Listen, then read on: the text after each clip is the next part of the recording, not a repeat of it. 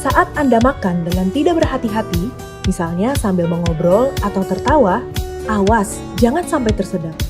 Saat tersedak, biasanya orang akan terbatuk-batuk, bahkan ada yang sampai kesulitan untuk bernafas. Jangan sampai hal itu terjadi. Namun, jika tersedak dengan parah terjadi pada siapapun di sekitar Anda, baiknya Anda mengetahui apa saja yang mesti Anda lakukan yang dapat menyelamatkan nyawa orang tersebut. Apa yang terjadi pada tubuh saat tersedak? Baik, pada saat tersedak itu biasanya ada benda asing ataupun makanan yang masuk ke dalam saluran pernapasan. Seharusnya saluran pernapasan itu tidak ada apapun terkecuali udara yang masuk. Pada saat tersedak tersebut, tubuh akan refleks memberikan tanda seperti batuk, bahkan sampai muntah. Apa penyebab utama mudah tersedak? Tersedak biasanya terjadi pada saat kita sering mengkonsumsi makanan atau masukkan makanan ke dalam mulut dalam kondisi berbicara, tertawa, atau bahkan makan dalam posisi tidur. Sehingga epiglotis yang seharusnya menutup pada kondisi kita makan itu tidak terlalu menutup dengan sempurna, sehingga makanan salah jalur harusnya masuk ke dalam esofagus, malah masuk ke dalam trakea atau saluran pernapasan. Bagaimana agar tidak mudah tersedak?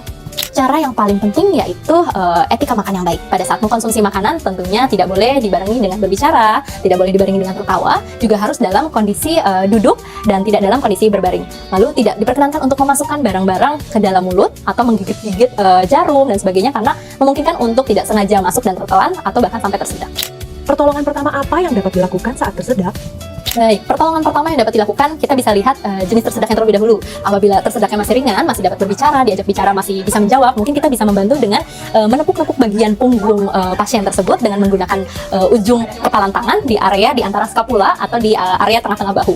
Nah, bisa juga dibantu untuk yang bersangkutan memuntahkan atau membantukan secara keras agar benda asing tersebut dapat keluar. Nah, namun apabila tersedak tersebut termasuk yang kategori berat, sampai kesulitan bernafas, bahkan bisa sampai wajah membiru karena kekurangan oksigen, tentu kita harus bermain secara cepat. Ada beberapa teknik yang bisa dilakukan. Yang pertama itu abdominal thrust atau mungkin seringkali dikenal dengan Heimlich maneuver. Nah, itu dilakukan dengan cara kita mendorong bagian ulu hati atau di daerah epigastrium dengan menggunakan kepalan tangan, didorong ke arah atas agar dapat memberikan hentakan yang cukup kencang sehingga ada tekanan yang membuat makanan atau benda asing tersebut keluar dari saluran pernafasan.